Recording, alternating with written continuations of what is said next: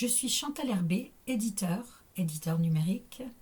J'ai une petite maison d'édition, Polar Passion, qui est située à Mialet, en Dordogne. Aujourd'hui, je prends la place d'un auteur, Martin Scheffer, qui ne souhaite pas apparaître en vidéo, et je vais présenter son roman, Le Baron Samedi. Le Baron Samedi a gagné le prix du Salon du Polar de Mialet, le prix Mairie. Il y avait deux prix, il y avait le prix Salon et le prix Mairie. Donc Martin Scheffer a gagné le prix Mairie.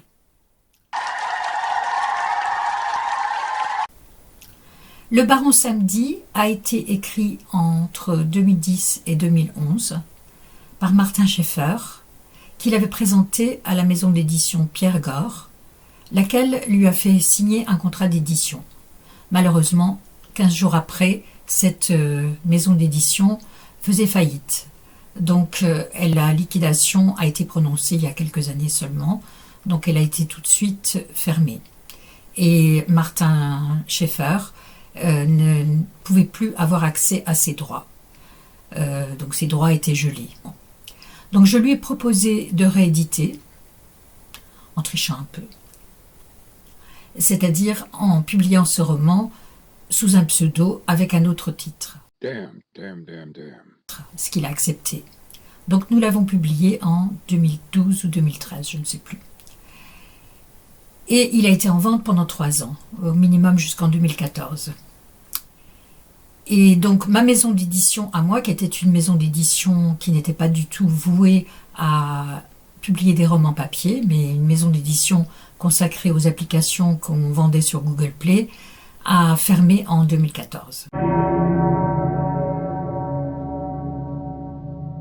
Lorsque j'ai monté ma petite maison d'édition à Mialet, j'ai repensé au Baron Samedi, parce que j'avais beaucoup aimé ce roman, qu'il fallait lui donner une deuxième chance. Donc c'est ce que j'ai fait. Donc je l'ai réédité et publié, recorrigé, peaufiné.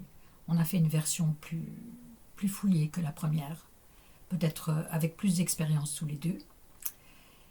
Et donc le Baron Samedi est sur le marché depuis novembre 2024. Je ne m'attendais pas à ce qu'il remporte un prix.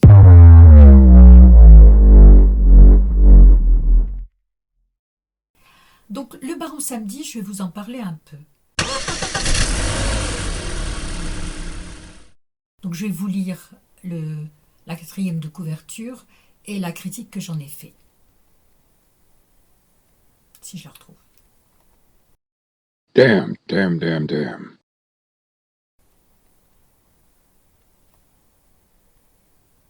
La 4e de couverture. Dans le bayou Teche, les marais forment un enchevêtrement où il est facile de disparaître. Élise, une Française, s'y est réfugiée pour fuir quelque chose de sombre, d'indicible qu'elle a laissé en France.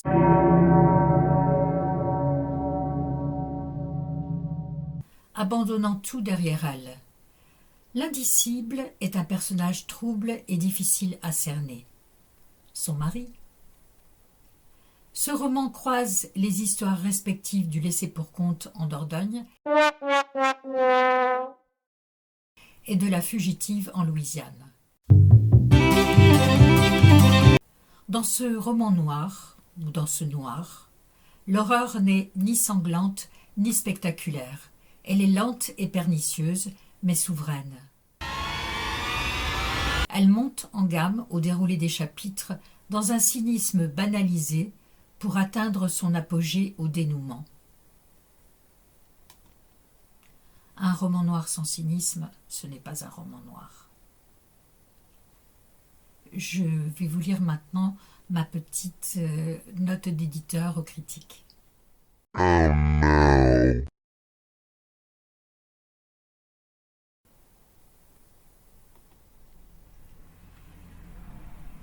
Tic-tac, tic-tac. L'impression d'un compte à rebours en tournant les pages. Les chapitres forment une mécanique d'horloge. L'aiguille tourne, fait le tour du cadran, revient au point de départ. Le point de départ, c'est « Et pendant ce temps-là en France ». 8 chapitres sur 16 sont titrés de cette façon. Et il s'en passe des choses en France. Martin Muraille, ce magnifique spécimen de cauteleux monomaniaque, n'arrête jamais. Il habute, séduit, parasite, s'installe. Un coucou Kakoshim échappé de l'horloge qui se fait prendre en charge par les femmes généreuses qui l'accueillent. Et il en rencontre. Bien que sa présence devienne rapidement chronophage.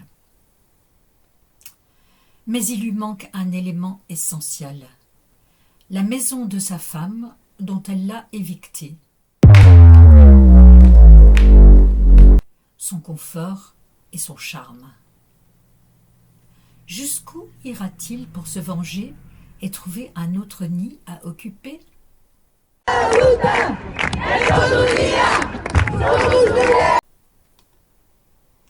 Martin Muraille, le personnage principal, le cauteleux monomaniaque, c'est un homme très banal, un homme à qui on donnerait le bon Dieu sans confession. Ce n'est pas un meurtrier dans l'âme. Meurtrier, il le devient par opportunisme.